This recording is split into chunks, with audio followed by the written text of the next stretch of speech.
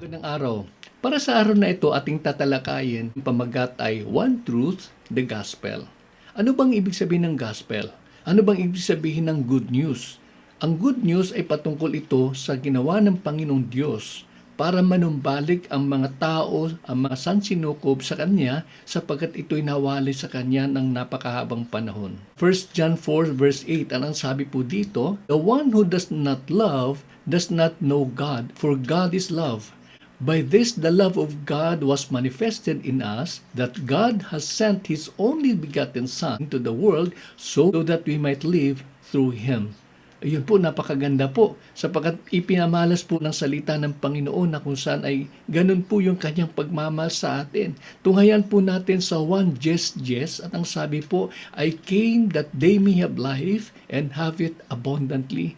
Naparito ang Panginoon para hindi lamang tayo magkaroon ng buhay, ngunit kasaganaan ng buhay. Isang pagpapakita po ng kabutihan ng Diyos. Kahit ganun po ang pag-ibig ng Panginoon sa atin, huwag nating kakaligtaan na ang Panginoon ay banal. Tunghayan natin sa 1 Pedro, natay kaisa, talata 15. Ang sabi po, but like the Holy One who called you, be holy yourselves also in all your behavior. Ibig sabihin po nun, ang panawagan ng Diyos sa atin ay maging banal. Sapagkat ang Diyos natin ay banal. Hindi po pwede po na lumapit po ang sino man sa Kanya na may bahid po ng kasalanan. Ano man ang sabi ng Panginoon patungkol ho sa ating kalikasan? Sabi po sa Isaiah 53 verse 6, all of us like sheep have gone astray. Each of us has turned to his own way, but the Lord has caused the iniquity of us all to fall on Him. Ibig sabihin po nun, talagang likas po ang ating pong pagiging makasalanan para tayo mga tupang ligaw na kung saan ay talagang napapariwara po tayo. Kaya yun po yung puso ng Panginoon, paano niya tayo ibabalik sa Kanya. Subalit ang iba sa atin nagsasabi na, Sir Benji, hindi naman ako likas na masama. Kakaunti lang naman yung nagagawa kong kasalanan. Pero ano pong sabi ng Santiago 2:10? Ang sabi po, for whoever keeps the whole law and yet stumbles in one point, he has become guilty of all. Ibig sabihin po noon, kahit ano pong bait po natin, kapag may ginawa po tayong even yung pinakalitliit ang kasalanan, guilty po tayo sa lahat po na ito. Yun po yung pagpapatunay ng kabanalan ng Diyos. Tunghayan natin sa 6:23, anong sabi po, for the wages of sin is death, but the free gift of God is eternal life in Christ Jesus our Lord. Yun po, malinaw po. Dahil po sa kasalanan ng tao, dahil po sa ating pagsuway ng kanyang kalooban, ang ating pong patutunguhan, tiyak pong patutunguhan ay kamatayan.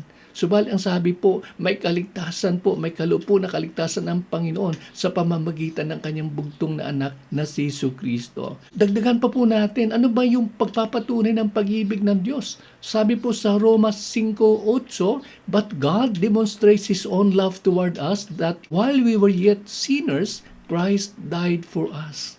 Purihin ng Diyos. Napakaganda po. Ano po? Kahit na po tayo po yung makasalanan, bago pa po tayo isinilang, bago po natin nagisna ang buhay sa mundong ito, ang sabing salita ng Panginoon, namatay na po siya para sa atin. Pinatawan na po tayo ng ating mga kasalanan.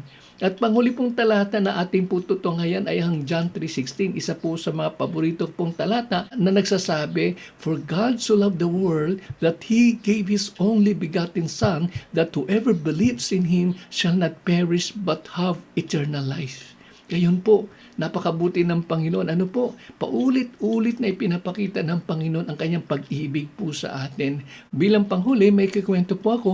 Ito po ay patungkol po sa isang drawbridge worker. Ano po yung drawbridge worker? Ang tao pong ito, ang kanyang gawain, ay kanya pong bantayan po ang kanyang tulay na kung saan ay pag tuwing may dumadaan na tren, ibinababa niyo po ang tulay na to.